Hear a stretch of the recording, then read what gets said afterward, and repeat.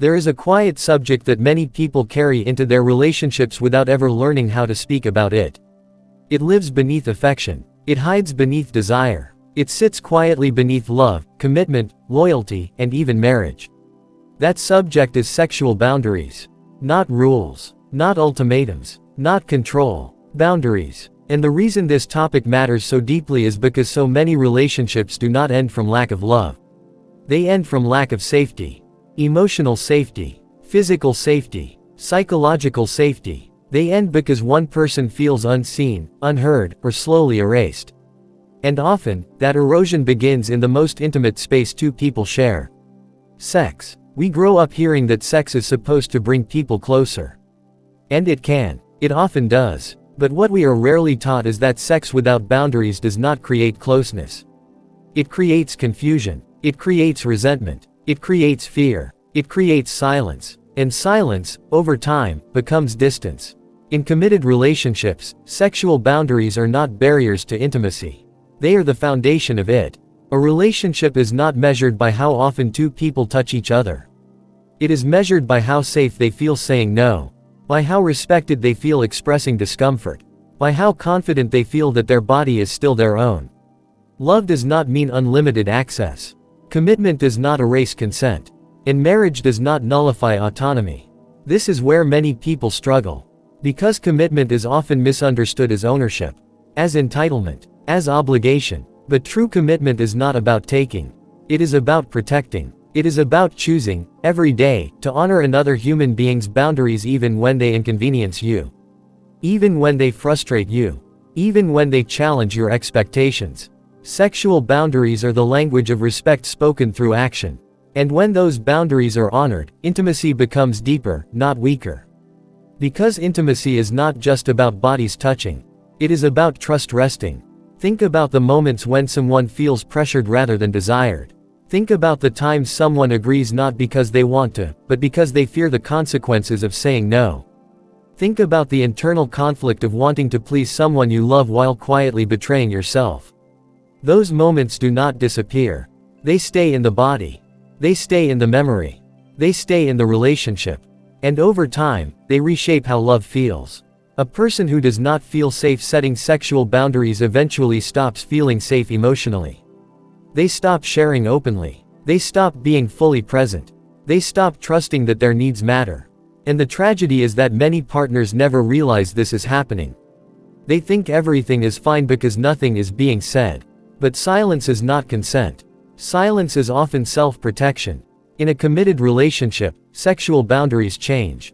They shift with stress, with trauma, with illness, with aging, with pregnancy, with grief, with emotional distance, with emotional closeness. And healthy partners understand that desire is not a constant. It is a conversation that must be revisited, not assumed.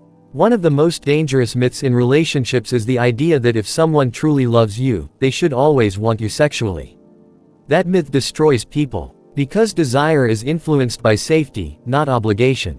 When someone feels respected, heard, and emotionally secure, desire grows naturally. When someone feels pressured, coerced, or ignored, desire withers. Sex is not owed. Affection is not currency. And intimacy is not a debt to be paid for commitment. Healthy sexual boundaries are not about withholding love. They are about preserving it. They say, I want you to want me, not to feel forced to give yourself to me. They say, your comfort matters more than my momentary gratification. They say, I see you as a whole person, not a service provider for my needs. And when both partners live by that mindset, sex becomes something shared, not taken. There is also the uncomfortable truth that many people do not know their own sexual boundaries. They were never taught to listen to their bodies. They were never taught that discomfort is a signal, not a weakness. They were never taught that love does not require self-abandonment. So they enter relationships unsure of what they want, unsure of what they are allowed to say no to, unsure of where their limits even are. And when you do not know your own boundaries, you cannot communicate them. That does not make you broken. It makes you human in a world that rarely teaches self-respect before self-sacrifice. Learning your boundaries is not selfish. It is an act of honesty. It requires slowing down, checking in with yourself, Asking questions like, do I feel safe right now, or am I just trying to avoid conflict? Do I want this, or do I fear losing them if I refuse? Does this bring me closer to myself, or further away? Those questions matter. Because when you honor your own boundaries, you show others how to treat you. And when you ignore them, you teach others to do the same. In committed relationships, boundaries must be spoken, not assumed. Assumptions breed resentment. Conversations build trust. And yes, those conversations can be uncomfortable. They can feel awkward. They can feel vulnerable. But vulnerability is not weakness. It is clarity. A partner who truly cares about you will want to know what makes you feel safe. They will want to know what hurts. They will want to know what you enjoy and what you do not. They will not mock your boundaries. They will not minimize them. They will not punish you for having them. Because love does not retaliate against honesty. If someone becomes angry when you express a sexual boundary, that reaction tells you something important. It tells you that your comfort is less important to them than their control. And that is not intimacy. That is entitlement. Sexual boundaries also protect relationships from resentment. Resentment grows quietly. It grows when needs are ignored. When sacrifices go unnoticed. When someone feels used instead of chosen. And resentment, once rooted, poisons even the most passionate connection. Boundaries prevent that poison from spreading. They allow both partners to stay connected to themselves while staying connected to each other. They allow desire to remain mutual instead of obligatory. They allow sex to remain an expression of love rather than a test of loyalty. It is also important to understand that boundaries do not mean rejection. A boundary says, not like this, not right now, not in that way. It does not say, not you. But insecurity often hears boundaries as personal rejection. And that is where emotional maturity matters. A secure partner understands that love does not require constant access. That desire ebbs and flows. That intimacy includes patience. They do not demand proof of love through sex. They feel secure enough to wait.